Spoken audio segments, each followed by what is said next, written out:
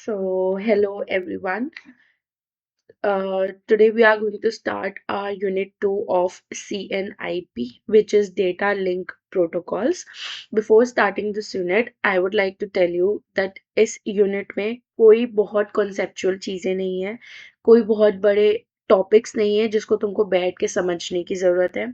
इसमें basic protocols हैं कि कैसे हमें डेटा भेजना है कि data easily safely securely correct order में पहुंच पाए. ये एक जिस्ट है पूरे यूनिट का कि हम इसमें बस प्रोटोकॉल्स पढ़ लें. कोई बहुत अलग से हमें चीज़ समझने की ज़रूरत नहीं है. It's very basic. Just read English and things are understood. तो मैंने ये तुम लोग को सिलेबस डिस्प्ले किया हुआ है. यहाँ पे तुम देख सकते हो. मैंने यहाँ पे अपने हिसाब से सिलेबस लिख दिया है सो दैट तुम्हें पता चल जाए हमें पढ़ना क्या है. सबसे पहले हम पढ़ेंगे कि हमारे पास कितने टाइप के चैनल्स होते हैं. हमारे पास दो टाइप के चैनल्स होते हैं, नॉइस फ्री चैनल्स और नॉइजी चैनल्स. अब हमें समझना है इन दो चैनल्स में कौन कौन से प्रोटोकॉल्स यूज होते हैं. ये 3 प्रोटोकॉल हैं. उसके बाद हम समझेंगे और कौन से टाइप के प्रोटोकॉल्स होते हैं. नेक्स्ट होते हैं मल्टीपल एक्सेस प्रोटोकॉल्स. इसमें हमारे पास 3 टाइप्स होते हैं. अब इन 3 टाइप्स के फर्दर कितने टाइप्स ऑफ प्रोटोकॉल्स अवेलेबल है. फिर हम समझेंगे एफडीडीआई प्रोटोकॉल, फिर IEEE स्टैंडर्ड्स समझेंगे. बस इसमें कोई भी कॉन्सेप्चुअल चीज नहीं है, मैथमेटिकल चीज नहीं है. It's just purely English. तो हम स्टार्ट करते हैं. सबसे पहले मेन पॉइंट कि चैनल क्या होता है. मैं तुमको पिछले यूनिट में भी बता सकती हूँ.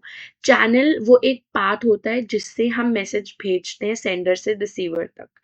जब हम सेंडर मैंने तुमको OSI और TCP/IP मॉडल पाया था ना. उसमें देखो कितनी सारी लेयर थी.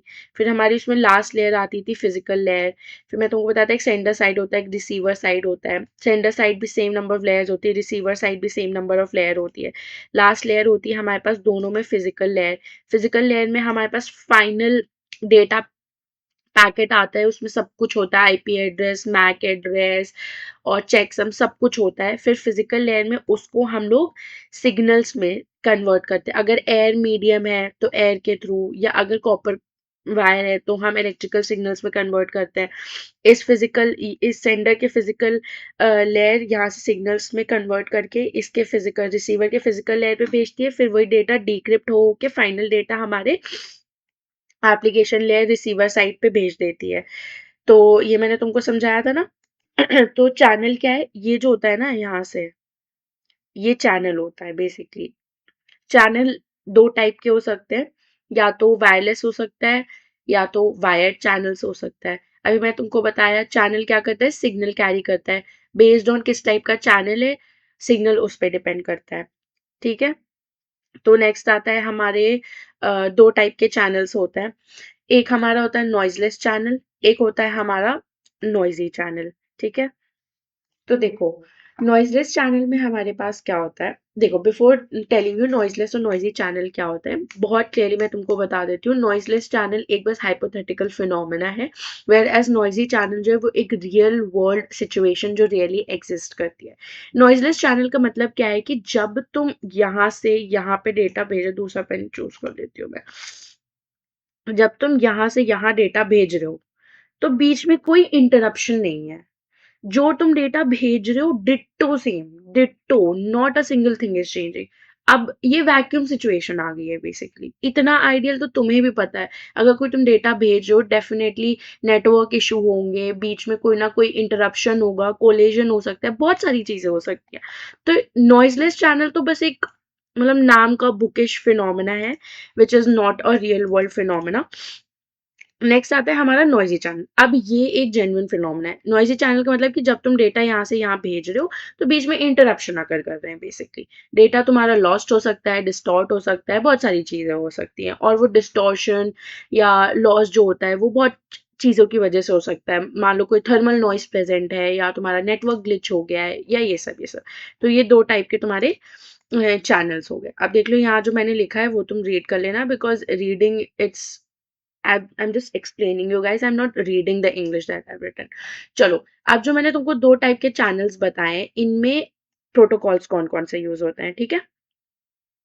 तो मैं बताती हूँ तुमको.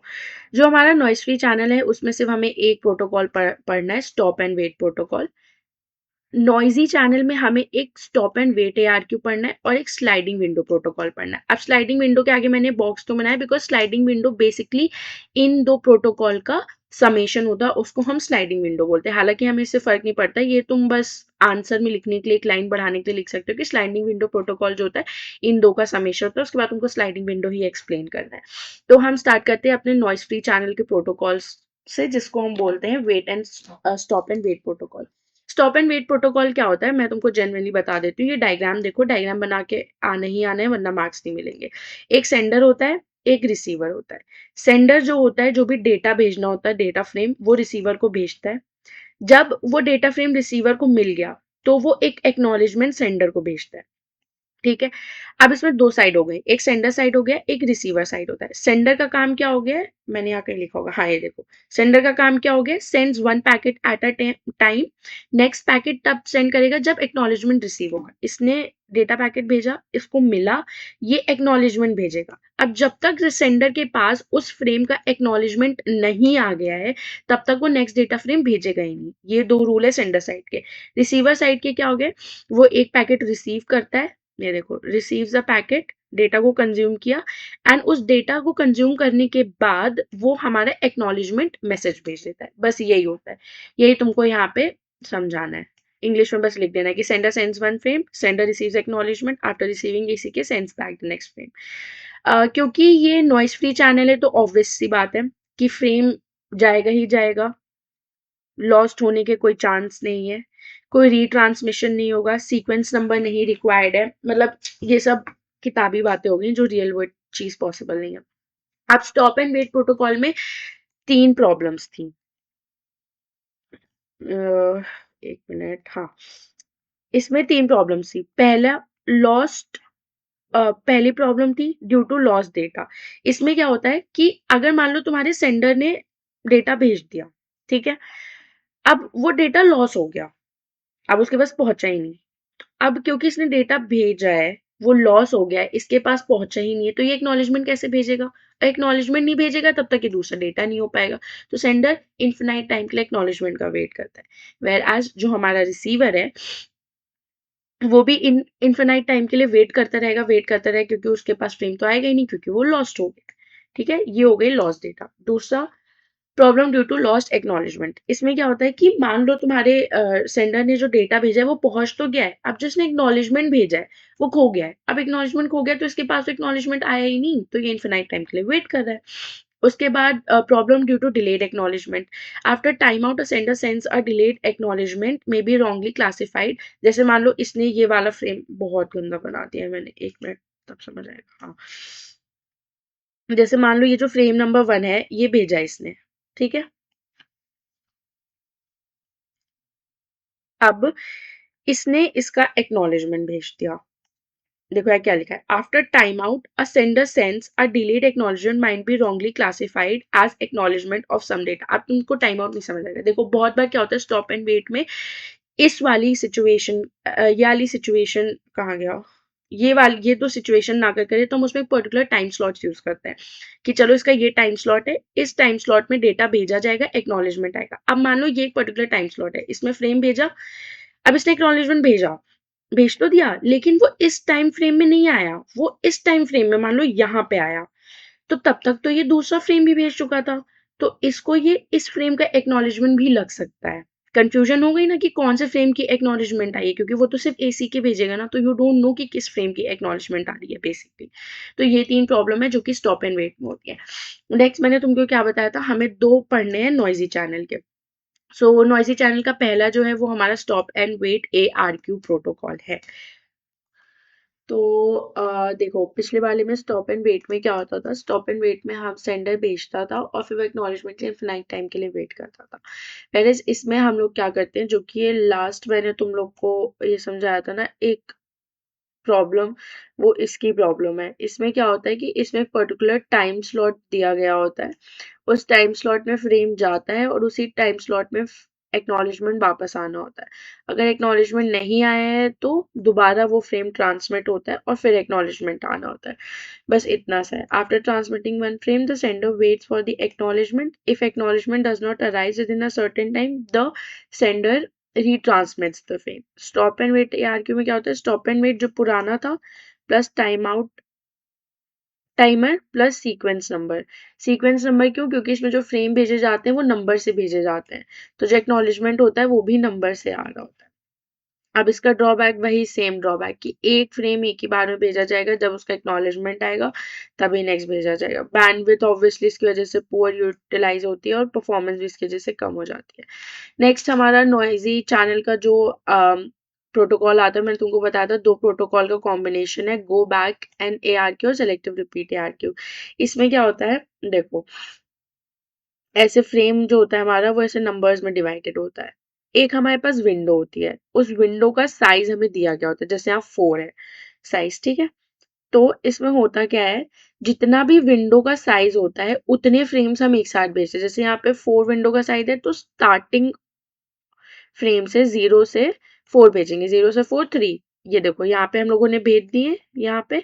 अब इनका एक्नॉलेजमेंट आना होता है। अब मान लो हमारे पास सिर्फ 3 एक्नॉलेजमेंट आया है, तो हम नेक्स्ट में क्या करेंगे, क्योंकि हमारे पास 3 एक्नॉलेजमेंट आए हैं तो वो इन 3 के होते हैं, क्योंकि इन 3 के एक्नॉलेजमेंट आए हैं। अब हम विंडो 1 से आगे कर देंगे। 1 से आगे क्यों कर देंगे, जैसे मान लो चारों का एक्नॉलेजमेंट, इन चारों का एक्नॉलेजमेंट आ गया होता तो हम पूरा 4 से आगे कर देते, हमारी नई विंडो ये हो जाती। बट क्योंकि हमारे पास सिर्फ 3 का एक्नॉलेजमेंट आया है, इसका एक्नॉलेजमेंट ही नहीं आया, तो हम 1 से आगे करेंगे और नेक्स्ट 4 भेजेंगे। फिर से हम 3 4 5 6 को भेजेंगे। अब इनके एक्नॉलेजमेंट का वेट करेंगे। तो इसमें ऐसा होता है बस, और कुछ नहीं, सेम वही है, मैंने बताया था ना, इसमें कुछ अलग नहीं है। देखो, the sender maintains a window of frames that it can send without waiting for acknowledgement. The receiver maintains a window of frame that is willing to accept. As acknowledgement are received, the window slides forward, allowing new frames to be transmitted, as I told you. इसकी need क्या होती है, need of sliding window. जो पिछले algorithm protocols दोनों हमने पढ़े, उसमें क्या था, एक फ्रेम एक बार में जा रहा था। Channel remains ideal while waiting for acknowledgement, low efficiency for large bandwidth delay product. Main point, ये जो 2 पॉइंट है ऊपर के, कि 1 frame send at a time and channel, वो यहाँ पे सॉल्व होता है। स्लाइडिंग विंडोज को सॉल्व कर देता है, एक साथ मल्टीपल भेजता है, जो भी विंडो साइज है उतना थ्रूपुट बढ़ा रहे, बैंडविड्थ यूटिलाइजेशन बढ़ जाता है इसकी वजह से। अब हम नेक्स्ट पढ़ेंगे मैक्स सबलेयर। मैंने पिछले उसमें तुमको समझाया था, जो पिछला हमारा यूनिट था उसमें समझाया था कि हमारे पास ये होती है 7 लेयर OSI मॉडल। इसमें हमारे पास एक डेटा लिंक लेयर होती है। Data link layer further 2 layers में डिवाइड होती है, LLC sub layer, logical link control बोलते हैं इसको, फिर MAC media access control sub layer होती है। ठीक है, ये 2 पार्ट में डिवाइड होती है। फिर इसके ऊपर नेटवर्क लेयर है, देखो नेटवर्क लेयर, नीचे फिजिकल लेयर, देखो नीचे फिजिकल लेयर। अब होता क्या है, व्हाट इज मैक्स सबलेयर, ये मैंने तुमको पीछे भी बता दिया था। मैक्स सबलेयर क्या होती है, MAC's sublayer channel access, collision detection, prevention, frame addressing, MAC address, bandwidth distribution, ये 4 काम करती है। मैंने पीछे तुमको बताया था कि मैक एड्रेस में हम लोग मीडियम एक्सेस कंट्रोल या मीडिया एक्सेस कंट्रोल मैंने बताया था, और मीडिया मतलब फोटो पिक्चर ये सब नहीं, मीडिया मतलब कौन से चैनल में वो जा रहा है उसका कंट्रोल करती है। उस मीडिया में जो डेटा पैकेट्स जा रहे हैं वो किस ऑर्डर में जा रहे हैं, कैसे जा रहे हैं, कौन सा मीडिया है कौन सा नहीं, ये पूरा मैक्स सब लेयर देखता है। क्योंकि मीडिया जो है वही हमारा चैनल है, तो इस वजह से हम मैक्स सब लेयर के बारे में पढ़ते हैं। अब जो एक मेन प्रॉब्लम है अराइज होती है, वो चैनल एलोकेशन प्रॉब्लम होती है। चैनल एलोकेशन प्रॉब्लम का मतलब क्या होता है, कि जैसे ये एक मीडिया है, यहाँ एक सिस्टम, यार दूसरे पेन से बना देती हूँ ना। ये एक सिस्टम है, ये एक सिस्टम है, ये एक सिस्टम है, ये एक है, ये एक है, ऐसे बहुत सारे सिस्टम्स है, ठीक है, और इधर भी बहुत सारे। अब ये सारे सिस्टम्स जो हैं ये सेम मीडिया एक्सेस कर रहे हैं। अब जब ये डेटा भेजेंगे तो इसी मीडिया में भेजेंगे। तो अब कौन सा जो हमारा नोड है वो कब डेटा भेजेगा, कौन सा नहीं भेजेगा, कौन सा वेट करेगा, कौन सा वेट नहीं करेगा, इसको चैनल एलोकेशन प्रॉब्लम बोलते हैं। ठीक है, कि कब कौन सा नोड डेटा भेज रहा है। तो इसमें देखो क्या लिखा है, इसमें यही लिखा है यहाँ पे कि ऑल स्टेशन जो होता है वो सिंगल कम्युनिकेशन चैनल हैंडल करते हैं, बट एक बार में एक ही स्टेशन उस पर डेटा भेज पाएगा।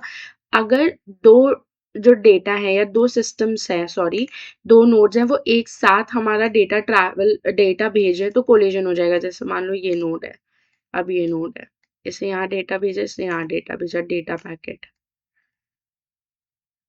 ऐसे नहीं समझो, ये हमारा चैनल है, ये 2 सिस्टम है, अब ये भी डेटा भेज रहा है अपने यहाँ पे, ठीक है। अब दोनों का डेटा आया, अब वो कोलाइड कर गया, अब ना जो इसका डेटा था वो काम का बचा, ना इसका डेटा था वो काम का बचा। इसकी वजह से हमारा जो बैंडविड्थ है, रिसोर्सेज है, वो सब भी वेस्ट होंगे। तो इसको चैनल एलोकेशन प्रॉब्लम कहते हैं कि बहुत सारे station same communication media share कर रहे होते हैं, बट एक बार में सिर्फ एक ही भेज सकता है। क्यों? क्योंकि अगर सारे एक साथ भेज देंगे तो कोलिजन हो जाएगा, डेटा करप्ट हो जाएगा, डेटा डिस्ट्रॉय हो जाएगा, तो काम करेंगे। अब इस ये चीज ना अकर करे जो मैंने अभी समझाई है, उसके लिए हमारे पास मल्टीपल एक्सेस कंट्रोल प्रोटोकॉल्स है। मल्टी यहाँ पे वही सेम लिखा है कि if there is a dedicated link between the sender receiver then data link control is sufficient. However, there is no dedicated link present between multiple station can access a channel simultaneously. तो अगर देखो यहाँ पे लिखा है कि अगर कोई डेडिकेटेड लिंक प्रेजेंट नहीं है मल्टीपल स्टेशन के बीच में, तो सारे ही जो स्टेशन है वो एक साथ एक्सेस कर सकते हैं। वेयर अगर डेडिकेटेड लिंक है तो इस प्रोटोकॉल की जरूरत ही नहीं है, क्योंकि डायरेक्ट लिंक है दो कंप्यूटर के बीच में। Hence multiple access protocol require होते हैं, जिससे जो होता है हमारा कोलेजन और क्रॉस टॉक कम हो जाता है। अब मल्टीपल एक्सेस कंट्रोल में हमारे पास 3 टाइप के हैं: random access protocol, control access protocol, channelization protocol. ठीक है, रैंडम एक्सेस में फर्दर हमें 4 टाइप के पढ़ने, कंट्रोल एक्सेस में हमें 3 टाइप के पढ़ने, चैनलाइजेशन में हमें 3 टाइप के पढ़ने। तो हम स्टार्ट करते हैं रैंडम एक्सेस प्रोटोकॉल से। ठीक है, तो रैंडम एक्सेस प्रोटोकॉल में क्या होता है, इसमें जितने भी स्टेशन होता है, हर एक स्टेशन को इक्वल राइट होता है कि वो चैनल एक्सेस कर सकते हैं। वही यहाँ पे लिखा है, in this all station have same superiority. कोई भी स्टेशन की एक से दूसरे मतलब एक स्टेशन से ज्यादा प्रायोरिटी नहीं है। हर एक स्टेशन जब उनका मन तब वो देख सकते हैं। वो आइडियल है, बिजी है, डिपेंड करता है, वो फर्दर देखेंगे हम कि कब वो ट्रांसमिट करे। बट यहाँ पे बस बेसिकली रैंडम एक्सेस में होता है कि किसी भी स्टेशन का दूसरे स्टेशन के ऊपर कोई सुपीरियोरिटी नहीं है कि अरे हाँ ये स्टेशन कर रहे हैं तो बाकी बंद बैठ जाएंगे, नहीं, ऐसा नहीं होता है। ठीक है, वही सेम यहाँ पे वही सेम इंग्लिश लिखी जो तुम्हें आंसर में लिखना है। बार बार मैं सेम चीज क्यों रिपीट करूँ, देख लो। If more than one station tries to send there is a access control, जिसको कॉन्फ्लिक्ट, जिसको हम कोलिजन बोलते हैं, and the frame should be either destroyed और मॉडिफाइड। ठीक है, अब देखो यहाँ पे मैंने 4 क्वेश्चन लिखे हैं, तुम्हें लिख देना आंसर में, it just gives a good impression. To avoid access conflict each station should follow a procedure. देखो, अगर हमारा कॉन्फ्लिक्ट ना हो उसके लिए हर स्टेशन को 4 प्रोसेस वो होने चाहिए, फॉलो करने चाहिए। सबसे पहले, when can the station access the media. अगर कोई स्टेशन एक्सेस कर रहा है तो पहले उसे पता होना चाहिए वो कब एक्सेस कर रहा है। कहीं वो तब तक एक्सेस नहीं कर रहा जब ऑलरेडी दूसरा भेज रहा है, फिर उसका डेटा ही गायब हो जाएगा।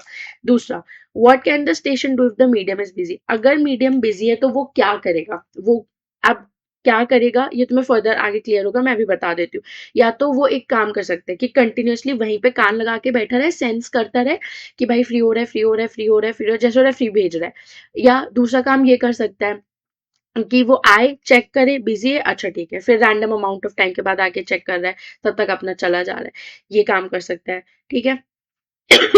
तीसरा, how can the station determine the success और फेलियर ऑफ ट्रांसमिशन। कि स्टेशन कैसे डिटरमाइन करेगा जो ट्रांसमिशन है वो सक्सेसफुल होगा या फेल होगा। दूसरा, what can the station do if there is a access conflict. कि अगर मान लो कॉन्फ्लिक्ट हो रहा है तो स्टेशन क्या करे। इसका मतलब है कि स्टेशन बेसिकली अगर मान लो कॉन्फ्लिक्ट हो गया है तो वो तुरंत विड्रॉ कर ले, या उसको जाने दे, या क्या करे। तो ये चारों क्वेश्चन ना तुम फर्दर फर्दर आगे प्रोटोकॉल्स पढ़ोगे ना, उसमें तुमको क्लियर ही होगा कि इनके आंसर्स क्या क्या होते हैं। तो रैंडम एक्सेस में मैंने तुमको क्या बताया था, हम 4 पढ़ेंगे। उसमें सबसे पहले है हमारे पास अलोहा। अलोहा एक रैंडम एक्सेस प्रोटोकॉल है। इसमें क्या होता है, in this multiple station can transmit data at the same time and hence lead to collision and data be. सबसे इजी, सबसे सिंपल है। एक मीडियम है, बहुत सारे नोड्स है, जब उनका मन जैसे मन वो अपना डेटा भेजते, इसमें कोई एज सच रूल रेगुलेशन नहीं है। फर्दर इसके 2 टाइप्स हैं, एक प्योर अलोहा है और एक स्लॉटेड अलोहा है। प्योर अलोहा, ये इधर देखो। प्योर अलोहा में क्या होता है कि जैसे मान लो दो फ्रेम दो फ्रेम्स हैं जो कि ट्राई कर रहे हैं occupy the channel at the same time, तो उनके बीच में कॉन्फ्लिक्ट हो जाएंगे, गार्बल्ड हो जाएगा। इधर से समझो, जैसे मान लो ये टाइम है तुम्हारा, ठीक है, अब ये जो होता है ट्रांसमिट हो रहा है, वहीं पे जो ए है उसने अपना यहाँ पे बिगिन कर दिया है ट्रांसमिट करना, मीन्स इनके बीच में कोलेजन पॉइंट आ गया है, अब दोनों फ्रेम गए, ठीक है। फिर सी यहाँ बिगिन कर रहा है, इनके बीच में कोलिजन पॉइंट आ गया, मतलब ये भी गायब हो गया, ये येलो हुआ है, बस और कुछ नहीं है। ये तुम समझ लो, इंग्लिश बेसिकली रीड कर देते हो। If the acknowledgement does not comes within the allotted time then the station waits for a random amount of time, जिसको हम बैक ऑफ टाइम बोलते हैं, और डेटा वापस से भेजता है। Since different station wait for different amount of time, probability for further collision decreases. इसमें क्या होता है कि जैसे फ्रेम है, स्टेशन वन है, इसने एक फ्रेम भेजा, चला गया, कोई दिक्कत नहीं हुई। अब स्टेशन थ्री ने एक फ्रेम भेजा, उसी टाइम स्टेशन टू ने आधे टाइम में फ्रेम भेज दिया, अब ये इसके साथ कोलाइड हो गया ना, तो दोनों फ्रेम गए। उसी टाइम मान लो इसने भी भेज दिया है, उसी टाइम इसने भी भेज दिया, तो ये चारों फ्रेम चले गए। अब ये रैंडम अमाउंट ऑफ टाइम के लिए भेजेंगे। लेट्स से इसने 2 सेकेंड वेट किया, भेज दिया, इसने 10 सेकेंड वेट किया, फिर भेजा, इसने 30 सेकेंड वेट किया, तब भेजा, ठीक है। तो क्योंकि रैंडम अमाउंट ऑफ टाइम पे वो लोग डिटेक्ट करके भेज रहे हैं, तो एक प्रोबेबिलिटी वाली बात हो गई, एक लक वाली बात हो गई कि हो भी सकता है कोलिजन, नहीं भी हो सकता। तो इसमें हम बेस्ट केस लेके चलते हैं कि क्योंकि डिफरेंट अमाउंट ऑफ टाइम के लिए सब वेट कर रहे हैं, तो जो प्रोबेबिलिटी है वो बेसिकली डिक्रीज ही हो गई है। देखो यहाँ क्या लिखा है, if the first bit of a new frame overlaps with the last bit of the frame almost finish, both frame will be totally destroyed. कि अगर मान लो ऐसा हुआ कि ये देखो, ये ऑलमोस्ट एंड हो रहा था ना, यहाँ पे इरेज करके दिखा देती हूँ। 11 देखो, ऑलमोस्ट एंड हो रहा था ना, इसके लास्ट के बिट्स थे और इसके स्टार्टिंग के बिट्स थे, तो यहाँ चला जाता, क्या था कि इतना लेवरेज ले लेता, पर ऐसा कुछ नहीं होता है। जरा से भी एक बिट भी ओवरलैप होना, दोनों फ्रेम्स चले जाता है। उसके बाद मैं तुमको बता दूं, हर एक प्रोटोकॉल में मैंने ये चीज लिखी है, vulnerable time, throughput, maximum throughput. इस पे कभी कोई क्वेश्चन नहीं आया है, फर्स्ट ऑफ ऑल। दूसरी बात, ये बस अगर तुम हमने उसमें डाल दोगे तो टीचर इम्प्रेस हो जाएगा। मैंने तो नहीं डाला था, मेरे तब भी अच्छे मार्क्स आए थे। तो ये बस इंफॉर्मेशन के लिए डाल दिया है, रीड कर लेना, दैट्स इट। अगर याद हो जाए तो पेपर में लिखाना, नहीं याद हो तो कोई बात नहीं। नेक्स्ट है हमारी स्लॉटेड अलोहा। नाम से ही समझ आ रहा है कि इसमें स्लॉट्स होते हैं। इसमें क्या होता है, जैसे मान लो ये स्लॉट है, एक एक ये स्लॉट है, तो इसमें बेसिकली ये क्या होता है, जब एक स्लॉट बिगिन करेगा तो स्टेशन सिर्फ उस स्लॉट के स्टार्ट होने पे ही भेज सकता है फ्रेम। अगर वो स्लॉट स्टार्ट हो गया है तो बीच में डेटा नहीं भेज सकता। जैसे ये स्लॉट यहाँ स्टार्ट हो गया, अब ये बी स्टेशन ने देख लिया है, इसने भेज दिया है अपना डेटा। अब मान लो ए स्टेशन को यहाँ रियलाइज हो कि अरे स्लॉट तो चालू हो गया है, तो वो यहाँ भेज दे, नहीं वो ऐसा नहीं भेज सकता। अब वो वेट करेगा कि कब नया स्लॉट स्टार्ट होगा, तब भेजेगा वो यहाँ पे, ठीक है। यही वहां पे भी लिखा हुआ है। इसको इम्प्रूव किया गया था टू एफिशिएंसी प्योर अलोहा की बढ़ जाए, ऑब्वियसली क्योंकि स्लॉट्स हो गए हैं तो थोड़ी बहुत एफिशिएंसी बढ़ेगी। The time of the share channel is divided into discrete time interval, जिसको हम स्लॉट बोलते हैं, ये जो मैंने बताया तुमको। Sending the data is allowed only at the beginning, जब बिगिन करेगा तभी डेटा भेजा जाएगा। If station misses out the allowed time, जो अलाउड टाइम है स्टेशन का वो मिस हो जा रहा है, देन वो वेट करेगा नेक्स्ट स्लॉट के लिए। इससे प्रोबेबिलिटी डेफिनेटली थोड़ी रिड्यूस तो हो ही जाती है। जैसे मान लो ये स्लॉट्स हैं, slot one, slot two, slot three, मैंने तुमको दिखा है। अब स्टेशन वन ने इस स्लॉट के यहाँ पे भेज दिया, दूसरा नहीं डिटेक्ट कर पाया तो दूसरा वेट कर रहे हैं। अब इसने नेक्स्ट स्लॉट पे भी भेज दिया, इसने भी भेज दिया, अब कोलिजन हो जाएगा ऑब्वियसली। फिर नेक्स्ट स्लॉट का वेट हो रहा है, फिर यहाँ पे दो इन लोगों ने भेज दिया, फिर कोलिजन हो गया। फिर यहाँ पे कोई नहीं देख पाया, सिर्फ यही देख पाया, तो इसने भेजा, नॉर्मली चला गया। फिर यहाँ पे ये नॉर्मल। देखो यहाँ पे भी मैंने ये सारी डिटेल्स डाली है, रीड कर लेना, याद हो जाए तो लिख देना, वेल एंड गुड, नहीं हो जाए तो लीव इट।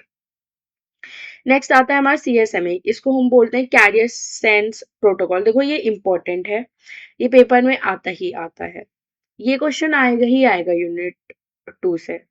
मिड टर्म में ले लो, मिड टर्म में आएगा गारंटीड, एंड टर्म में तो आएगा ही नहीं। 2 मार्क्स में, अब 10 मार्क्स 4 मार्क्स में आ रहा है तो 2 मार्क्स में आ जाएगा, पर ये आता ही आता है, because this is something that will study forward in further units also. ठीक है?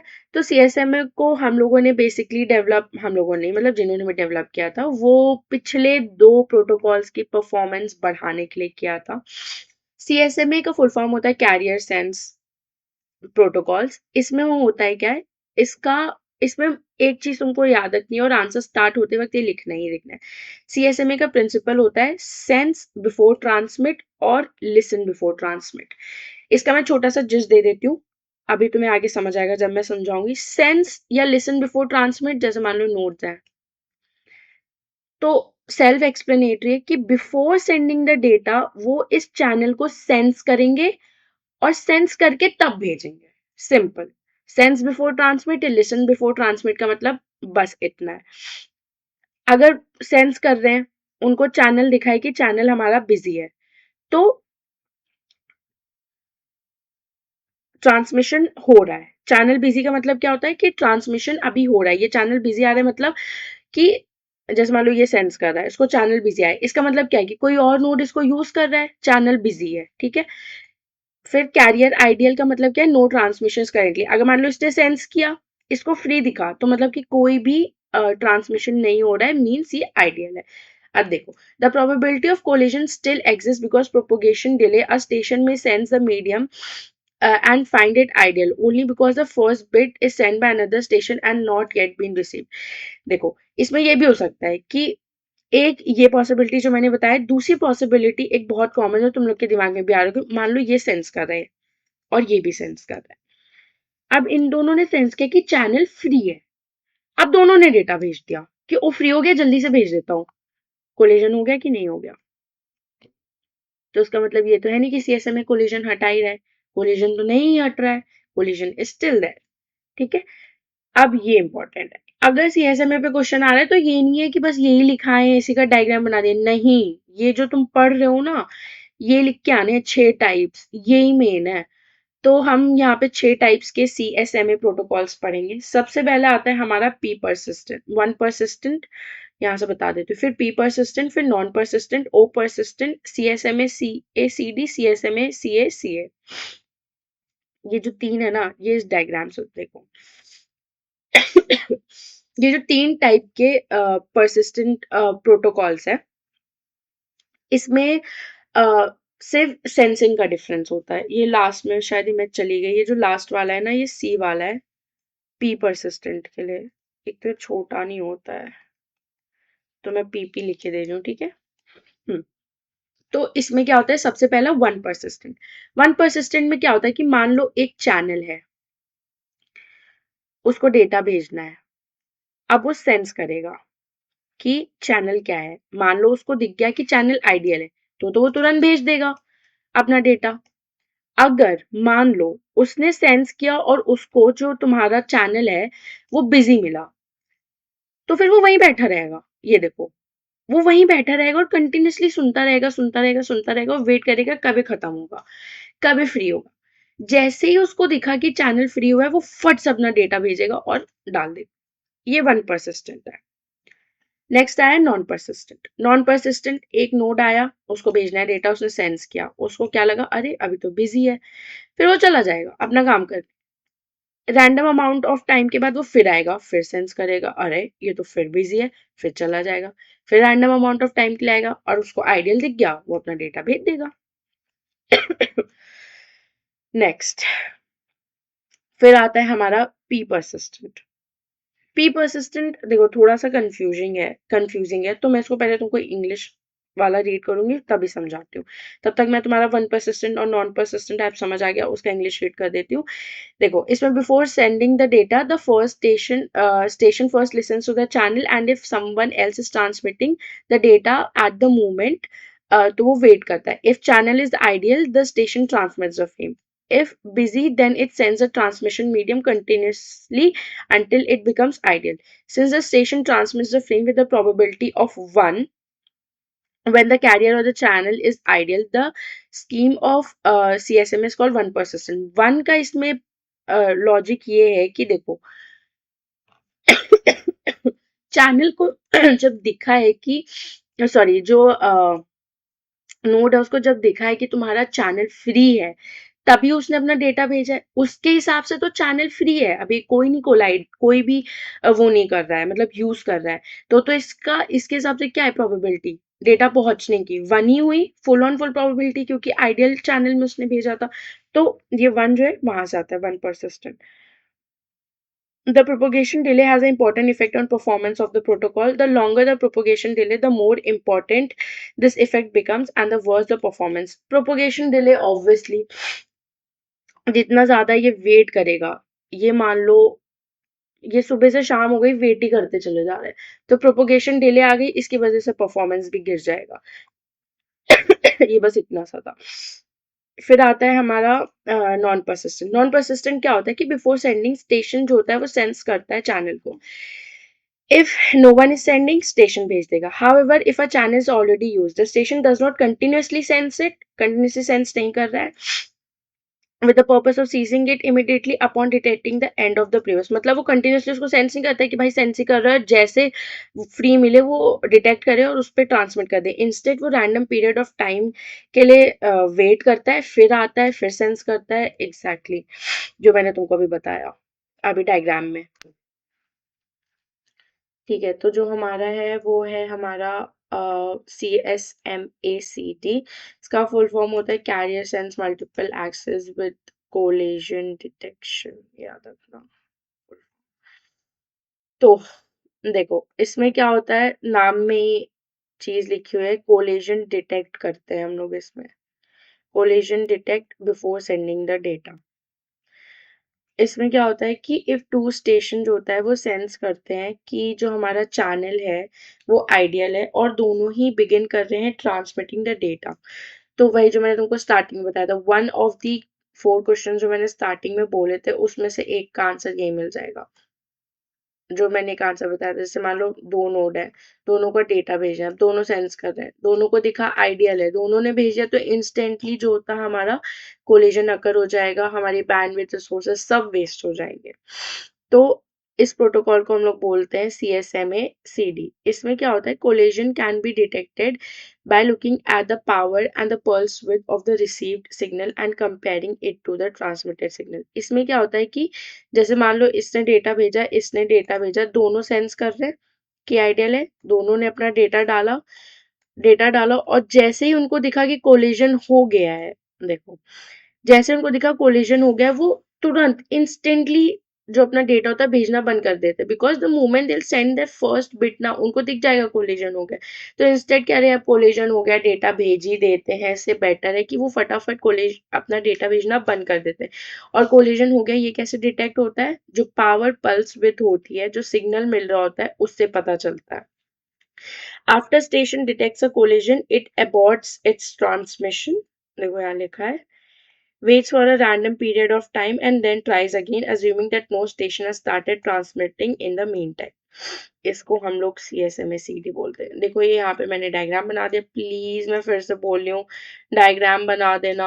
इस यूनिट में तो मतलब डायग्राम ही डायग्राम सब कुछ है। 5 मार्क्स के क्वेश्चन में अगर तुम डायग्राम भी बना के आ जाओगे तो 2 नंबर तो फुल है ही है, सिर्फ डायग्राम बना के समझा दोगे तो। ठीक है, 2 क्या 3 नंबर दे देते हैं जो अच्छे टीचर्स होते हैं, तो प्लीज डायग्राम बना देना। देख लो यहाँ पे, यहाँ फ्रेम आया, ट्रांसमिशन पीरियड, कंटेंशन पीरियड, मतलब कि कोई भेज नहीं रहा है, वही मैंने जो समझाया है एग्जैक्टली वही है। फिर वही डेटा मैंने डाल दिया है, याद हो जाए तो लिख लेना, नहीं याद हो तो मत लिखना, कोई इशू नहीं है। Next CSMACA। इसमें क्या होता है, carrier sense multiple access with collision avoidance. देखो CSMACD जो था ये हमारे ईथरनेट के लिए था। ईथरनेट क्या होता है, जो वायर्ड मीडियम होता है जिसमें नोड्स हमारे सेंस कर सकते हैं वायर में क्या हो रहा है, वेराज हमारे जो वायरलेस नेटवर्क्स होते हैं उनके लिए CSMACA होता है, क्योंकि वायरलेस नेटवर्क जो होता है उसमें बहुत बार हिडन नोड्स होती है, बहुत सारी नोड को पता ही नहीं होती कोई नोड है भी और वो एक्चुअल में एग्जिस्ट कर रही होती, तो इनके लिए कोलिजन डिटेक्शन जो होता है ना वो बहुत डिफिकल्ट हो जाता है। इस वजह से जो वायरलेस नेटवर्क होता है उसमें नोड्स क्या करती है, उसमें नोड्स ट्राई करती हैं कि वो कोलिजन अवॉइड ही कर दें, बस इतना होता है, बस इतनी थ्योरी, इससे ज्यादा कुछ भी नहीं है इसमें। यही मैंने देखो यहाँ लिखा हुआ है, कहाँ गया, हाँ। In this method in which carry sensing, देखो कैरियर सेंसिंग यूज होती है, but the node attempts to avoid collision, avoid कर रहा है by beginning the transmission only when the channel is sensed to be idle. It is particularly important for wireless network where collision detection of alternative CSMA CD is not possible due to wireless transmitter desensing the receiver during packet transmission. वही इसमें जो एक वो detection होता है ना, कि वो डिटेक्ट कर रहा है कि हो गया है कोलिजन, जैसे कोलिजन हो गया है, पीछे क्या हम लोगों ने किया था, हम लोगों ने भेज दिया था, कोलिजन जैसे ही हुआ था पल्स विड्थ से हमें पता चल गया था और हम बंद कर दिया था। इसमें ऐसा नहीं होता है, हमें बहुत डिफिकल्ट होता है, तो हम इसमें अवॉइड ही करते हैं। अवॉइड करने का वही तरीका है कि वेट करो जब तक वो आइडियल नहीं होता है, तब तक भेजो। ये देखो यहाँ पे एक ये याद कर लेना कि इसके बारे में डिटेल में पढ़ने की जरूरत नहीं है। सोल्यूशन इसका क्या है, आरटीएस और सीटीएस एक्सचेंज इसका सोल्यूशन है। और ये लाइन जरूर से जरूर लिख के आना कि वायरलेस नेटवर्क में अनरिलायबल होते हैं due to hidden node problem. Hidden nodes होते हैं जो कि हमें पता भी नहीं होता एग्जिस्ट कर रहे हैं, बट एग्जिस्ट करते हैं। चलो मी हम मैंने तुमको देखो यहाँ पे बताया था ना, कहाँ गया, ये देखो मल्टीपल एक्सेस प्रोटोकॉल्स में हमारे पास 3 टाइम है, जिसमें हमने ये वाला कंप्लीट कर दिया है। अब आया है कंट्रोल्ड एक्सेस, ये है कंट्रोल्ड एक्सेस। कंट्रोल्ड एक्सेस की डेफिनेशन से दिखती है कि the stations consult one another to find which station has the right to send. इसमें बस एक स्टेशन भेजने से पहले एक दूसरे से कंसल्ट करता है, क्या मैं भेज सकता हूँ क्या नहीं भेज सकता हूँ, that's it. A station cannot send unless it has been authorized by other station, और एक स्टेशन तब तक नहीं भेज सकता है कि जब तक दूसरे से ऑथराइज ना हो। इसके 3 टाइप्स है, reservation, polling and token passing. Diagram very important, ठीक है। तो पहला हम पढ़ेंगे रिजर्वेशन। रिजर्वेशन क्या होता है कि अगर एक स्टेशन को डेटा भेजना है तो उसको रिजर्वेशन करना पड़ेगा। जैसे हमें ट्रेन से कहीं जाना है तो हमें अपनी सीट रिजर्व करवानी पड़ेगी, तो हम जाएंगे। एक्सेप्शन हर जगह होते हैं, बट यहाँ पे कोई एक्सेप्शन नहीं है। अगर एक चैनल है जिसमें मान लो लेट से 5 स्टेशन है, ठीक है, तो 5 स्टेशन को उस चैनल में रिजर्वेशंस करनी पड़ेगी। अब उनके नाम की रिजर्वेशंस हो जाएंगी, और ये रिजर्वेशंस, ये जो छोटे छोटे तुम देख रहे हो ना, ये जो लंबे लंबे से, इनको हम मिनी स्लॉट्स बोलते हैं। हर एक स्टेशन का खुद का मिनी स्लॉट हो जाएगा, ठीक है। हर चैनल में हर स्टेशन का एक एक मिनी स्लॉट। अब मान लो डेटा वन को, स्टेशन वन को डेटा भेजना है तो एक रिजर्वेशन मेक करेगा और अपना डेटा भेजेगा, और जब वो डेटा भेजेगा तो वो अपने ही मिनी स्लॉट में भेजेगा। इसने डेटा भेज दिया, नेक्स्ट। अब मान लो ये 3 स्टेशन को डेटा भेजना है 431 को, तो अब ये रिजर्वेशन करेंगे और ये अपने अपने मिनी स्लॉट में ही डेटा भेज पाएंगे। बस ये रिजर्वेशन होता है और कुछ नहीं। ये मैंने यहाँ पे लिखा हुआ है, रीड कर देता हूँ। A station needs to make reservation before sending data. In each interval, a reservation frame precedes the data frame sent in that interval. If there are n station in a system, exactly n reservation mini slots are made। यही बताया था, 5 station 5 reservation frame.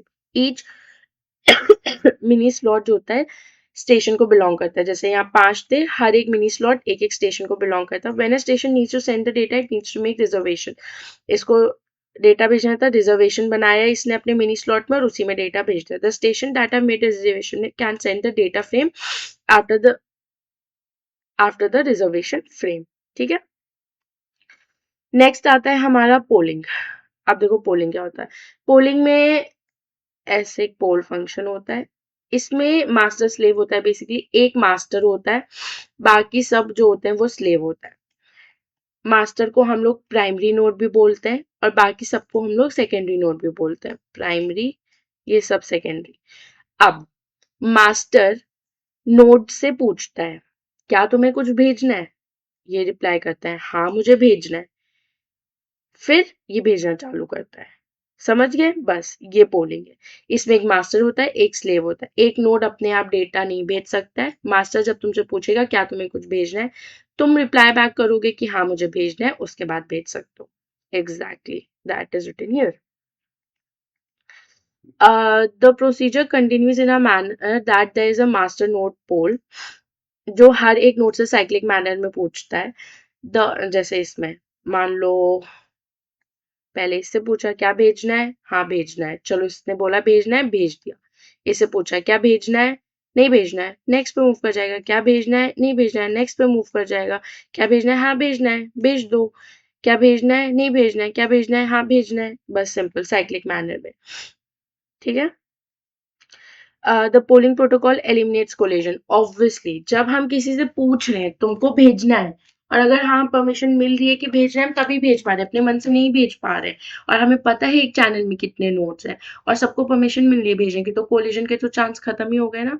This allows polling to have a very high efficiency because collision हट जाता है। The first drawback इसमें क्या होता है, polling delay, the amount of time required to notify a node that it can transmit.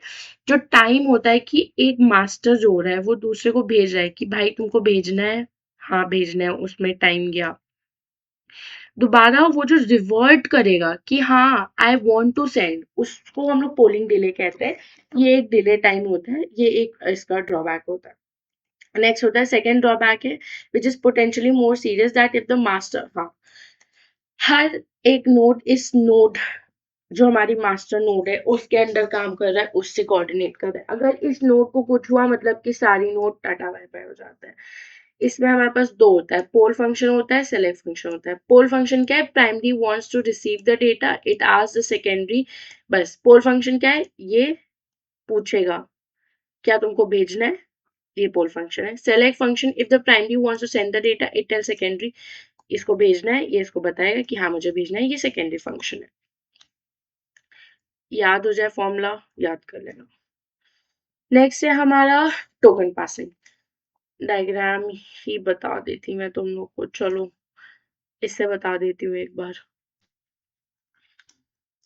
तो इसमें क्या होता है कि एक हमारे पास, इसमें बेसिकली होता क्या है कि जो हमारा स्टेशन होता है डायग्राम से, जो हमारा स्टेशन से ये 4 स्टेशन है, ठीक है। अब अगर मान लो इस स्टेशन को डेटा, अरे यार सेलेक्ट हो जाए, इस स्टेशन को डेटा ट्रांसमिट करना है, तो ये तभी ट्रांसमिट कर पाएगा जब इसके पास टोकन होगा। ये तभी ट्रांसमिट कर पाएगा जब इसके पास टोकन होगा, ये तभी ट्रांसमिट कर पाएगा जब इसके पास टोकन है, ये तभी ट्रांसमिट कर पाएगा जब इसके पास टोकन है। तो टोकन पासिंग में बस इतना ही होता है कि एक स्टेशन तभी डेटा ट्रांसफर कर पाता है जब उसके पास टोकन होता है। ये देखो यहाँ पे लिखा है, और भी चीजें, अभी टोकन कैसे पास हो रहा है ये भी होता है। A station is authorized to send data when it receives a special frame, जिसको हम टोकन बोल रहे हैं। यहाँ पे कोई मास्टर वास्टर नहीं होता है, एक स्मॉल स्पेशल पर्पस फ्रेम होता है जिसको हम टोकन बोलते हैं। वो एक्सचेंज होता रहता है नोड्स के बीच में एक फिक्स्ड ऑर्डर में। जैसे मान लो जो हमारी फिजिकल, जो हमारे नोड्स हैं वो फिजिकल रिंग फॉर्मेट में अरेंज्ड है, ठीक है। तो जैसे मान लो यहाँ से पासिंग, यहाँ से क्यों ज़ूम करें, है ना, हम 1 से ज़ूम करेंगे। इरेज़ हो गया, हाँ। जैसे मान लो यहाँ से टोकन पासिंग स्टार्ट हुआ, इसके पास टोकन है, इसे भेजना है, नहीं भेजना है, टोकन आगे पास कर देगा। इसे भेजना है, हाँ भेजना है, भेज देगा। भेज के टोकन आगे पास, भेजना है, नहीं भेजना है, भेजना है, नहीं भेजना है, ये डुअल रिंग। इधर भी जाएगा, इधर भी जाएगा, बस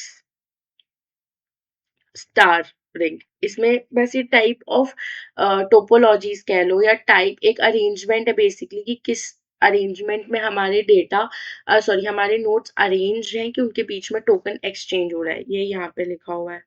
सिंपल, इसका बस यही था। एक पर्टिकुलर फॉर्मेट होगा जिसमें हमारे स्टेशन अरेंज होंगे, उस फॉर्मेट में टोकन पास हो रहा होगा, जब जिसके पास टोकन आएगा डेटा ट्रांसमिट करना है तो ट्रांसमिट कर लो। यही यहाँ लिखा है, when a node receives a token it holds on to the token only if उसके पास कोई फ्रेम है ट्रांसमिट करने के लिए, अदरवाइज वो इमीडिएटली नेक्स्ट नोड को दे देगा। सिंपल, अगर उसके पास है डेटा, होल्ड करके रखो, डेटा भेजो, भेज किया आगे पास कर दो, नहीं भेजना है फटाफट मूव करो। If a node does not, ये देखो performance and efficiency token passing की, if a node does not have frame to transmit, when it receives a token it sends it up to the maximum number of frames and then forwards the token to the next node। इसमें क्या है, अगर एक node के पास data है transfer करने के लिए तो जितना मैक्सिमम नंबर ऑफ फ्रेम्स भेज सकता है भेजता है, और टोकन फिर नेक्स्ट वाले को दे देता है। टोकन पासिंग डिसेंट्रलाइज्ड होती है, हाईली एफिशिएंट होती है। इसमें डिसेंट्रलाइज का मतलब है कोई सेंट्रल मास्टर नोड नहीं है कि मास्टर नोड टोकन भेज रहा है, काम हो जा रहा है, फिर मास्टर नोड के पास आ रहा है, फिर मास्टर नोड दूसरे को भेज रहा है, ऐसा कुछ नहीं। इसकी वजह से जो डिले टाइम है वो भी कम हो रहा है। ये चीज़ याद रखना है, ये चीज़ तुम लिख सकते हो उसमें। टोकन पासिंग डिसेंट्रलाइज होता है, एफिशिएंट हो जाता है इसकी वजह से, और टाइम भी कम होता है।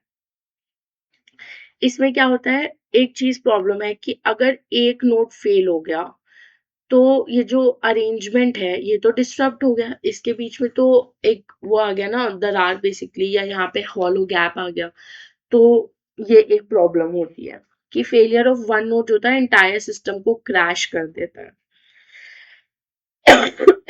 आई होप तुम लोग ये चीज समझ गए। ओके, तो नेक्स्ट टॉपिक जो हमारा आता है मल्टीपल एक्सेस मेथड्स में, वो है चैनलाइजेशन प्रोटोकॉल। चैनलाइजेशन प्रोटोकॉल में बेसिकली ये होता है कि जो भी हमारे प्रोटोकॉल्स होते हैं उसमें जो हमारा बैंडविड्थ होता है, या जिसको हम अपना चैनल बोलते हैं, उस चैनल को हम स्लॉट्स में डिवाइड कर देते हैं। और वो जो स्लॉट डिवीजन होता है वो तीन चीज़ों के बेसिस पे होता है: फ्रीक्वेंसी, टाइम एंड कोड। कहीं कहीं हम टाइम के बेसिस पे डिवाइड करेंगे, कहीं कहीं फ्रीक्वेंसी, कहीं कहीं कोड, वो डिपेंड करेगा हमारी नीड क्या है। जैसे मैंने तुमको पीछे बताया था, 3 टाइप के होते हैं: एफडीएमए, टीडीएमए, सीडीएमए। अब चैनलाइजेशन प्रोटोकॉल का एक एडवांटेज क्या होता है, क्योंकि ये हमारा जो चैनल है उसको डिफरेंट फैक्टर्स के बेसिस पे डिवाइड कर रहा है, तो इसकी वजह से मल्टीपल स्टेशंस जो हैं वो एक साथ डेटा ट्रांसमिट कर सकते हैं, जिसकी वजह से हमारी मल्टीटास्किंग आ जाती है, और जो डेटा ट्रांसफर स्पीड होगी वो सब भी बढ़ जाएगी। तो हम लोग एफडीएमए से स्टार्ट करते हैं।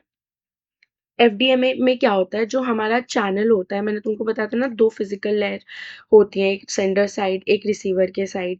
फिर ये हमारा जो डेटा होता है उसको सिग्नल के फॉर्म में चैनल में ट्रांसफर करती है। ये चैनल जो होता है हमारा, वो डिपेंड इसमें जो हमारा डेटा जा रहा है सिग्नल, वो डिपेंड करता है कौन सा चैनल है, कि हम कोई वायर्ड चैनल ले रहे हैं, वायरलेस चैनल ले रहे हैं, या कैसा चैनल ले रहे हैं। तो एफडीएमए प्रोटोकॉल में क्या होता है, इस चैनल को हम लोग फ्रीक्वेंसी के बेसिस पे डिवाइड कर देते हैं। इसमें क्या होता है, डायग्राम से समझो कि हमारा ये चैनल है, इसको हम पर्टिकुलर पर्टिकुलर फ्रीक्वेंसी के बेसिस पे डिवाइड कर देते हैं, और हर एक फ्रीक्वेंसी स्लॉट हम एक पर्टिकुलर कंप्यूटर या नोड, जो भी तुम बोलो, उसको दे देते हैं।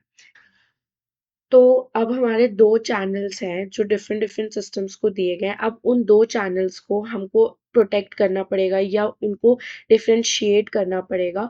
तो उसके लिए हम 2 चैनल्स के बीच में एक गार्ड बैंड लगा देते हैं। गार्ड बैंड बेसिकली क्या होता है कि 2 डिफरेंट फ्रीक्वेंसी चैनल्स को सेपरेट करने के लिए होता है। यही मैंने यहाँ पे लिखा है, इसका वर्किंग देख लो कि एंटायर बैंडविड्थ को हम लोग फ्रीक्वेंसी चैनल में स्प्लिट कर देते हैं। एक चैनल एक पर्टिकुलर नोड को बिलोंग करता है। हर एक स्टेशन ट्रांसमिट कर सकता है कंटिन्यूअसली उसके खुद के फ्रीक्वेंसी चैनल में। मान लो अगर 3 कंप्यूटर है, सबको हमने अलग अलग फ्रीक्वेंसी चैनल दे रखे हैं, तो जो ये वाला कंप्यूटर इस फ्रीक्वेंसी चैनल में ट्रांसमिट करेगा, वो ऑब्वियसली विल नॉट अफेक्ट कि ये वाला कंप्यूटर अपने फ्रीक्वेंसी चैनल में क्या कर रहा है ट्रांसफर। तो हर एक कंप्यूटर अपने अपने फ्रीक्वेंसी चैनल में कंटिन्यूअस ट्रांसमिशन कर सकता है। फिर देखो गार्ड बैंड्स का यहाँ लिखा हुआ है। गार्ड बैंड्स क्या करते हैं, बेसिकली प्रिवेंट करते हैं ओवरलैपिंग। 2 फ्रीक्वेंसी चैनल है, ये और एक ये है। अब इनकी ओवरलैपिंग प्रिवेंट करने के लिए हमारे पास बीच में गार्ड बैंड्स होता है। बेसिक फॉर्मूला, लाइक ये तो बहुत लॉजिकल फॉर्मूला है। तुम अगर मान लो तुम्हारे पास टोटल बैंडविड्थ बी है और total number of computers N है, तो एन बाय बी कर दोगे तो एक पर्टिकुलर कंप्यूटर को कितना बैंडविड्थ मिल रहा है वो मिल जाएगा। वही यहाँ फॉर्मूला लिखा है, सब थ्योरेटिकल चीज है। नेक्स्ट एडवांटेज, पहले की कोई भी टाइम सिंक्रोनाइजेशन नीडेड नहीं है कि जो हमारा नोड है वो सेंस कर रहा है कि फ्री है हमारा चैनल की न्यूज़ के बाद ट्रांसमिट कर रहा है, ऐसा कोई भी टाइम सिंक्रोनाइजेशन नहीं चाहिए, बिकॉज इंडिविजुअल फ्रीक्वेंसी है, कोलिजन हैपन होने की चांस है ही नहीं। दूसरा, one of the most important advantage है कि कंटिन्यूस ट्रांसमिशन। ये बहुत बड़ा एडवांटेज है, ज़रूर लिख के आना। डिसएडवांटेज क्या है, बैंडविड्थ वेस्ट हो रही है ड्यू टू गार्ड बैंड्स। अब देखो, ये पूरा तुम्हारा बैंडविड्थ ये पूरा तुम्हारा बैंडविड्थ एरिया है, राइट? दूसरे पेन से दिखा देती हूँ। ये तुम्हारा पूरा बैंडविड्थ एरिया है। अब इस बैंडविड्थ एरिया में इतना पार्ट एक चैनल को दिया है, इतना पार्ट एक चैनल को दिया है, इतना पार्ट एक चैनल को। इनके बीच में ये गार्ड्स हैं, बेसिकली। तो ये जो इतना वाला एरिया है, ये जो इतना बैंडविड्थ है, ये तुम्हारा गार्ड ले रहा है, राइट? तो ये तो बैंडविड्थ तुम्हारी वेस्ट ही जा रही है। तो एक ये डिसएडवांटेज होता है। बाकी ये एप्लीकेशंस लर्न करके लिख देना तुम लोग, इसमें कुछ समझाने जैसा नहीं है। नेक्स्ट आता है तुम्हारा टीडीएमए। टीडीएमए में क्या होता है कि जो तुम्हारा चैनल डिस्ट्रीब्यूशन होता है वो टाइम के बेसिस पे होता है। मतलब हर एक नोड को एक पर्टिकुलर टाइम असाइन होता है और वो नोड सिर्फ उसी टाइम में अपना डेटा ट्रांसफर कर सकता है। ये देखो यहाँ पे फिर से बोल रही हूँ, डायग्राम्स जरूर बना के आना। ये तुम्हारा फ्रीक्वेंसी टू टाइम का ग्राफ है। अब तुम इसमें देख रहे होगे कि ये जो टाइम है, ये पर्टिकुलर टाइम एक चैनल को दिया है, ये दूसरे चैनल को, ये तीसरे चैनल को और ये चौथे चैनल को, ऐसे ऐसे हम देते चले गए। तो अब जैसे फर्स्ट चैनल है, अब वो अपने फर्स्ट चैनल टाइम में ही कर रहा है। सेकंड चैनल देखो अपने जो उसको टाइम अलॉटेड है उसी में कर रहा है। बस इतना टाइम के बेसिस पे हम डिवाइड कर देते हैं और एक चैनल अपने एक नोड अपने टाइम में ही डेटा ट्रांसफर कर सकता है। वर्किंग क्या है? Time divides into frame, each frame divides into slot और each user gets a specific time slot. Mathematical function फिर वही एकदम बेसिक मैथ्स कि अगर टोटल टाइम टी है तुम्हारे पास एन कंप्यूटर्स हैं तो टी बाय एन से तुम्हें पता चल जाएगा कि कितने नंबर ऑफ स्लॉट्स आ रहे हैं और किस कंप्यूटर को क्या मिल रहा है। दूसरा सबसे एडवांटेज जो पिछले वाले में लैग हो रहा था कि हमारा बैंडविड्थ वेस्ट हो रहा था क्योंकि हमारे पास यहाँ पे बीच में गार्ड बैंड्स थे। यहाँ पे कोई गार्ड बैंड्स नहीं है जिसकी वजह से हमारा बैंडविड्थ जो होता है वो बच रहा है। दूसरा एडवांटेज कि कोई गार्ड बैंड्स की नीड नहीं है। तीसरा good for digital communication. Third फिर हमारी डिसएडवांटेज, डिसएडवांटेज में क्या है? एक डिसएडवांटेज सिंक्रोनाइजेशन। ऑब्वियसली जब जहाँ पे भी टाइम की चीज आ जाएगी वहां पे सिंक्रोनाइजेशन नीडेड ही है कि अभी किसका टाइम चल रहा है किसका टाइम नहीं चल रहा है। दूसरा डिले इफ मैनी यूजर्स। अब देखो अगर मान लो बहुत सारे यूजर्स हैं एंड लेट्स से तुम्हारे पास 500 यूजर्स है तो जैसे ये 4 स्लॉट्स बने ऐसे 500 स्लॉट्स होंगे। ठीक है, पहले ये भेजेगा फिर ये भेजेगा फिर ये भेजेगा। तो जो बाद के यूजर्स हैं उनको हमारा डेटा बहुत स्लो और बहुत लेट मिल रहा होगा जिसकी वजह से डिले कॉज होगा। फिर आया नेटवर्क, याद कर लेना, थ्योरेटिकल लिख के आना ही है। नेक्स्ट आता है हमारा सीडीएमए।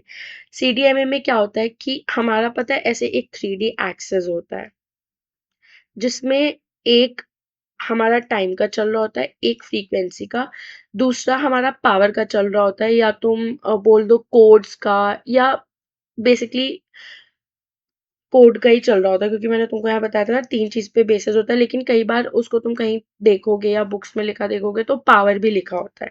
तो दो हमने पढ़ लिए, एफडीएमए टीडीएमए, जहाँ पे फ्रीक्वेंसी और टाइम के बेसिस पे। अब तुम्हारा डिविजन जो हो रहा है वो कोड के बेसिस पे हो रहा है। इसमें देखो तुम डायग्राम से नहीं समझ आएगा। इसमें क्या होता है कि जितने भी यूजर होते हैं सेम फ्रीक्वेंसी बैंड शेयर कर रहे होते हैं, सारे यूजर्स जो होते हैं सेम फ्रीक्वेंसी में डेटा भेज रहे होते हैं, सेम टाइम पे भेज रहे होते हैं, बट जो उनके कोड्स है ना वो यूनिक हो जाते हैं। हर एक चैनल को एक सॉरी हर एक नोड को एक पर्टिकुलर कोड मिला होता है। तो वो डेटा सेम टाइम पे भेज रहे हैं, सेम फ्रीक्वेंसी चैनल में भेज रहे हैं, बट उनके पास कोड जो है वो यूनिक कोड हो जाते हैं। इससे हमारा अ, अब तुमको ये डाउट होगा कि जब सेम टाइम पे हो रहा है सेम फ्रीक्वेंसी पे हो रहा है तो रिसीवर को कैसे पता चल रहा है? यहाँ पे जो हमारा रिसीवर होता है उसके पास सेंडर का कोड होता है। तो जब रिसीवर के पास डेटा पैकेट्स बॉम्बार्ड होते हैं तो वो बेसिकली वही वाला पैकेट रिसीव करता है, वही पैकेट को एक्सट्रैक्ट करता है जिस पैकेट पे उसके सेंडर का कोड होता है। यही इसका वर्किंग प्रिंसिपल है कि हर एक यूजर को एक यूनिक स्प्रेडिंग कोड मिल जाता है। डेटा को मल्टीप्लाई कर देते हैं उस कोड से। देखो जो यहाँ लिखा है, जैसे ये हमारा स्टेशन 1 है तो इसके पास D1 है, इसका कोड C1 है, तो इसका जो ये सेंड करेगा ना वो डेटा इंटू C1 करेगा। वैसे ये D2 इंटू C2 और ये D3 इंटू C3 और D4 इंटू C4। अब ये ऐसे डेटा जा रहा होगा एज अ कॉमन पैकेट। जब ये पहुंचेगा उस साइड तो जो इसका जो रिसीवर होगा वो इसमें से देखेगा कि उसके पास कौन सा सेंडर का कोड है। लेट्स से हमारा रिसीवर 1 है तो वो यही वाला कोड लेगा ना, या मान लो कोई रिसीवर उसके पास C2 कोड है तो फिर वो यही वाला डेटा एक्सट्रैक्ट करेगा, वही यहाँ पे लिखा हुआ है।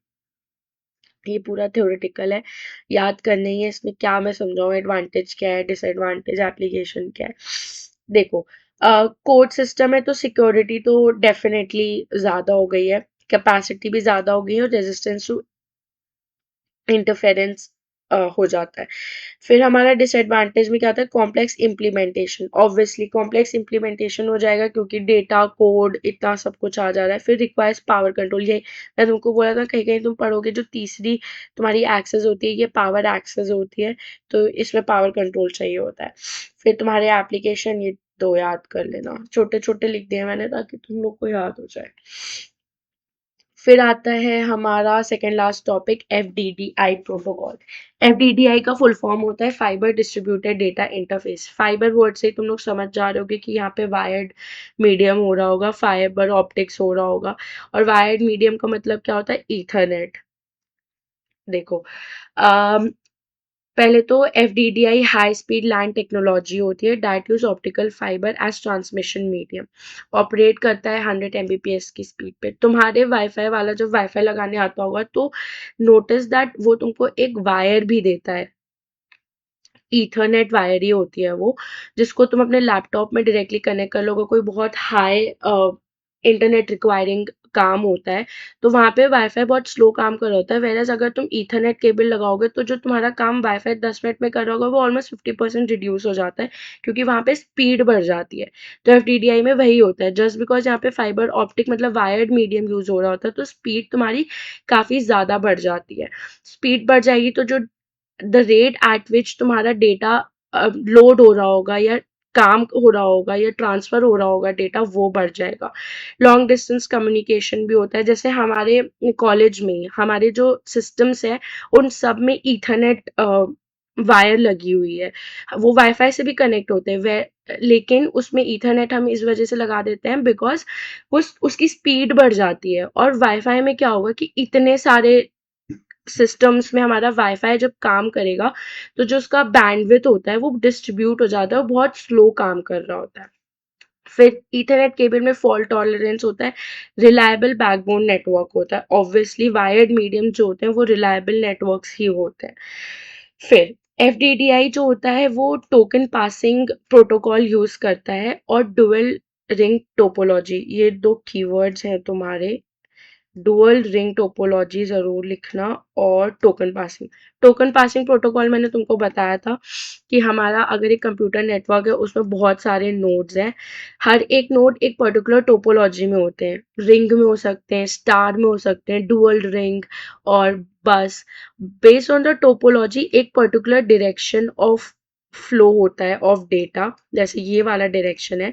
लेट्स से टोकन इसके पास है, अगर इसको डेटा भेजना होगा तो ये टोकन रखेगा, डेटा भेजेगा, टोकन पास करेगा। अगर इसको डेटा भेजना होगा टोकन रखेगा, डेटा पास करेगा और फिर टोकन आगे फॉरवर्ड कर देगा। इसको डेटा अगर नहीं भेजना है तो ये अपने पास ही रखेगा, ये इमीडिएट नेक्स्ट वाले को भेज देगा।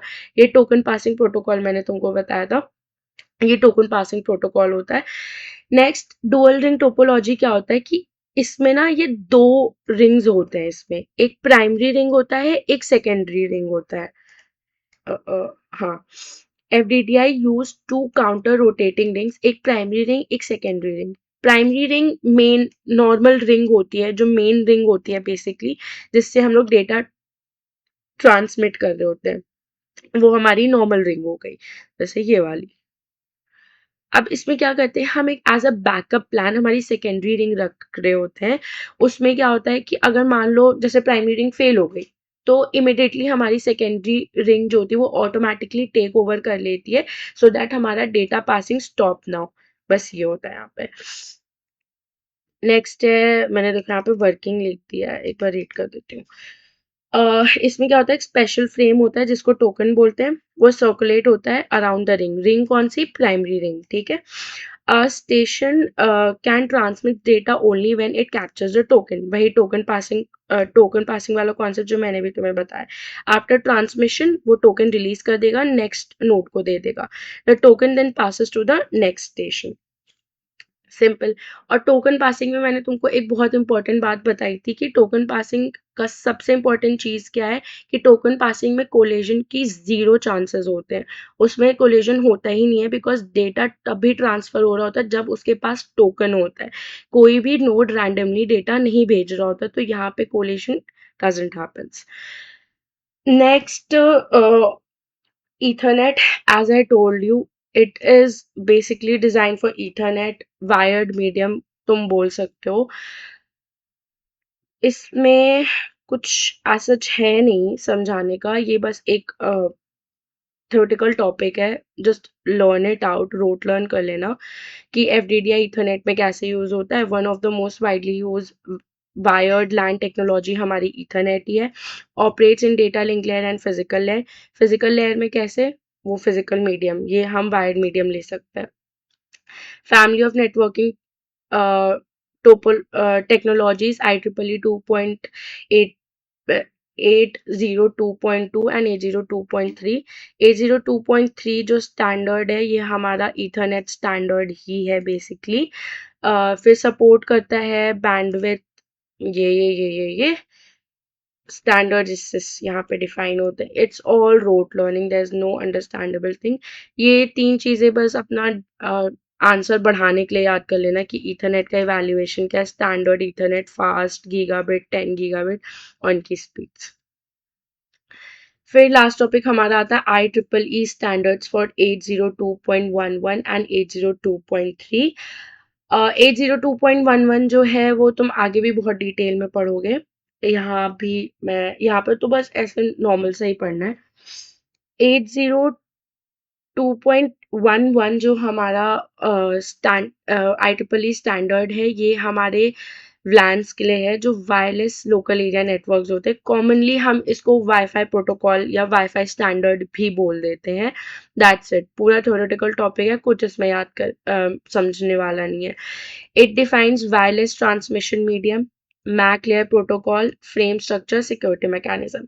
अब ये वाला जो पार्ट है CSMA CA, मैंने तुमको पीछे बता दिया था कि जो वायरलेस नेटवर्क्स होते हैं वो CSMA CA यूज करते हैं। और क्यों यूज करते हैं, बिकॉज वायरलेस नेटवर्क्स में बहुत सारे हिडन नोड होते हैं, तो कोलिजन डिटेक्शन CSMA CD जो होता है वो बहुत डिफिकल्ट हो जाता है। इस वजह से जो नोड्स होते हैं वो कोलिजन अवॉइडेंस ही कर रहे होते हैं, because for them to detect the collision is very difficult. Why? Because of the hidden internal nodes. That's it. ये वाला पॉइंट यहाँ लिखा है, मैं रीड नहीं करी है। Why CA is use of CD, ये मैंने अभी तुमको बता दिया है। अब कोलिजन डिटेक्शन डिफिकल्ट होता है, ऑब्वियसली आई टोल्ड यू। और अवॉइड करने के लिए हम 3 चीजें यूज करते हैं। RTS तो मैंने तुमको पीछे ही बताया था। CTS और ACK I don't know I mentioned और नॉट, बट हाँ ये है। It's all to learn, nothing understandable. ये याद कर लेना, because I don't know, like I personally learned it and wrote it because the teacher used to teach me was the one who used to say that ये लिखो, तो मैंने ये याद कर लिया था। जस्ट रट लेना कि ये स्टैंडर्ड्स हैं, इनकी ये फ्रीक्वेंसी है, इनकी स्पीड क्या है। स्पीड हो पाए तो करना है, वरना स्टैंडर्ड की फ्रीक्वेंसीज तो याद कर लेना। और भी बहुत सारे स्टैंडर्ड्स होते हैं, सब याद करने की जरूरत नहीं है, इतने याद कर लो बहुत है। नेक्स्ट है IEEE स्टैंडर्ड 802.3। अभी मैंने तुमको बताया था ये लैंस के लिए होता है। Lens means Ethernet based lens के लिए होता है, हम इसको ईथरनेट स्टैंडर्ड भी बोलते हैं। Physical layer specification, data link layer, MAC sub layer, frame format, access method वगैरह वगैरह।